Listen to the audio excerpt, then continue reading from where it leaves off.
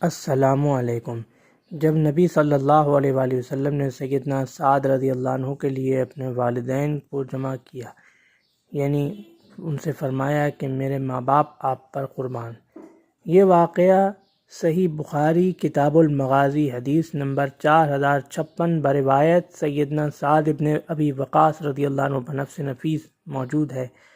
غزوہ احد میں جب حضور اکرم صلی اللہ علیہ وآلہ وسلم جبل احد پر موجود تھے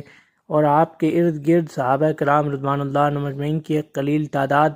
لشکر کفار کے دوبارہ پلٹ آنے کی وجہ سے ایک بہت بڑے جمع غفیر سے حضور صلی اللہ علیہ وآلہ وسلم کی ڈھال بنی ہوئی تھی، حفاظت فرما رہی تھی۔ اس موقع پر دو صحابہ کرام رضوان اللہ عنہم اجمعین، خصوصاً ایک حضرت ابو طلحہ انصاری رضی اللہ عنہ اور ایک حضرت سعد بن ابی وقاص رضی اللہ عنہ تیروں کی بارش کر رہے تھے، یعنی کفار پر تیروں کی بارش کر رہے تھے اور حضور صلی اللہ علیہ وآلہ وسلم کے ترکش ان کے پاس تھے۔ حضرت ابو طلحہ انصاری رضی اللہ عنہ تو تیر مکمل ہونے کے بعد، یعنی ان کے پاس تیر ختم ہونے کے بعد حضور صلی اللہ علیہ وآلہ وسلم کی ڈھال بن گئے، اور جتنے بھی تیر آتے تھے وہ حضرت طلحہ رضی اللہ عنہ، ابو طلحہ رضی اللہ عنہ اپنے سینہ مبارک پر لیتے تھے۔ حضرت سعد بن ابی وقاص رضی اللہ عنہ کے ترکش میں بھی تیر باقی تھے، ان کے پاس تیر باقی تھے اور وہ مسلسل تیر چلائے جا رہے تھے۔ تو حضور صلی اللہ علیہ وآلہ وسلم نے ان کی حوصلہ افزائی ان الفاظ میں فرمائی کہ سعد، آپ تیر چلاتے جائیں، تیر چلانے سے آپ نہ رکیں، آپ پر میرے والدین قربان۔ تو سیدنا سعد بن ابی وقاص رضی اللہ عنہ بعد میں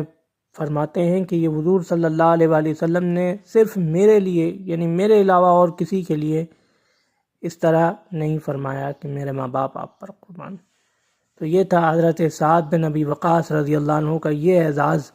کہ حضور صلی اللہ علیہ وآلہ وسلم نے ان کے لیے اپنے والدین کو فدیہ قرار دیا، یعنی اپنے والدین کو ان پر قربان قرار دیا۔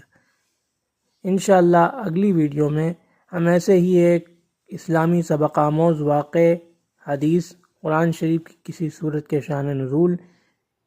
کسی نعت یا کلام یا دعا کے ساتھ حاضر خدمت ہوں گے۔ اللہ حافظ۔